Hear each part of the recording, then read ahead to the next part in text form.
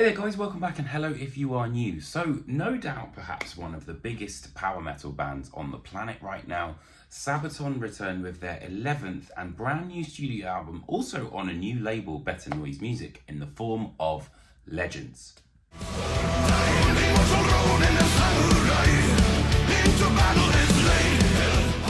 So if you're not familiar with Sabaton, they are a band that combine the best elements of power metal and heavy metal to create, honestly, I think, songs that can be larger than life, especially in a sort of live setting. But the biggest thing for me is that they're all based on actual historical fact, or at least, sort of the idea of what the concept might have been behind that sort of historical time or something like that. So I'm pretty sure that I'm correct in saying this, but I think that Sabaton's albums have all been concept albums. However, a lot of them are specific to one particular time period. We had the Great War, the War to End All Wars, which is all about, World War One. However, this time they've kind of zoomed out and almost had kind of like a conceptual arc of the idea of legends. And it's a great canvas because it allows these sort of songs to have, larger than life qualities to them, both musically but also thematically as well. It also looks at the idea of what a legend is, whether it's through intellect, through war, through courage. There's so many different aspects that I think you can kind of look at the idea of a legend. Rebellion and exploration, for example, are looked at on Made of Steel, which references Jeanne d'Arc. And then you've got Julius Caesar's conquest on the world on Crossing the Rubicon, which, has that sort of real epic journey quality to it. Some tracks are about fierce warriors like Lu Bu, who is the subject of A Tiger Among Dragons, but then you've also got The Duelist, which is about Miyamoto Musashi. Then you look at the idea of the leaders and the conquerors. I, Emperor is direct reference to Napoleon, and then Hordes of Khan references Genghis Khan. But then there's also tracks which I think are kind of a little bit more of an overarching kind of theme, like Templars and Cycle of Songs as well, which is to do with pharaohs and things like that.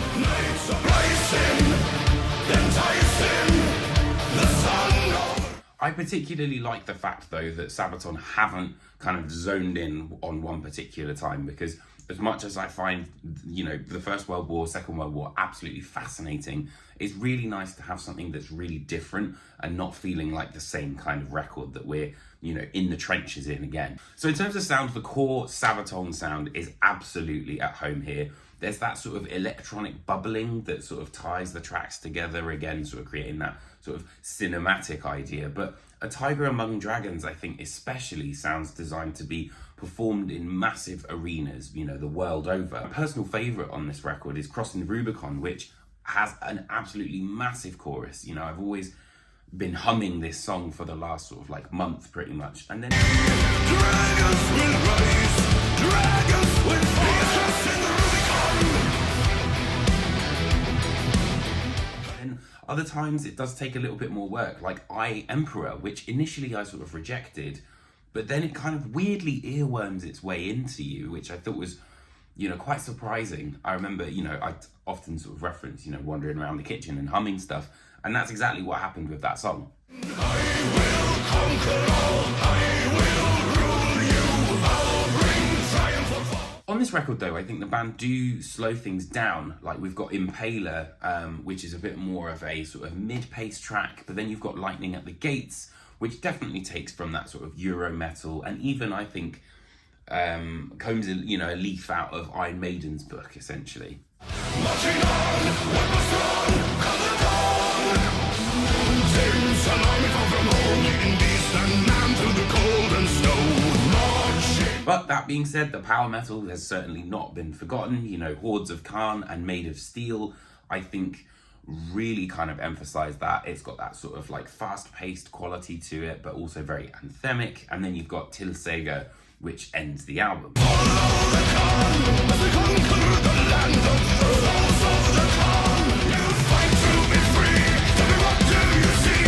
A soldier, a man, or a maiden, or ruling with a fight. Though one thing I did find quite interesting is there was almost kind of like a reference to Melo death on The Duelist, which made me think of, sort of like Insomnium, which was a little bit not out of place or out of character, but just a bit of a surprise, I guess. But I'm not massively familiar with kind of like the really early Sabaton material, so maybe older fans might, know that that's something they've always done.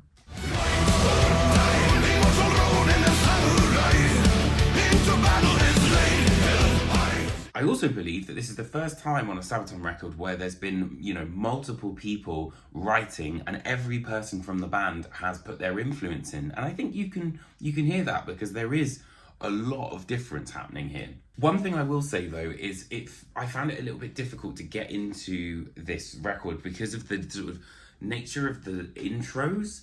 For some reason, maybe it's just my sort of ADHD addled brain, but it just felt a long time to kind of get into sort of like the main section. It'd be like a minute in, and like, don't get me wrong, I absolutely love prog, but it just felt a little bit like it was a bit of an uphill battle. But once you got over the hill, amazing, like really, really interesting different musical flourishes and ideas. So, it just takes a little bit of perseverance, I think.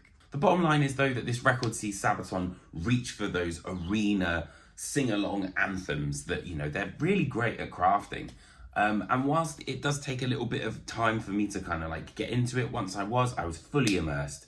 And regardless, that these tracks are going to be absolutely massive when they're performed live with a tank in front of you and all sorts of, I think there's going to be even orchestra actually on this next tour. But yeah, it's a really fun record. It's probably not going to be one of my albums of the year, to be totally honest, but it's good old fun, and that's exactly what we want. So thanks ever so much for tuning in. I really hope you guys enjoyed this album review. Let me know what you think of the record now that it's out there as well. And please do hit that like and subscribe button if you enjoy this content. Share it with your friends, all that sort of stuff. And I'll see you guys very, very soon for another album review. Take care, my friends.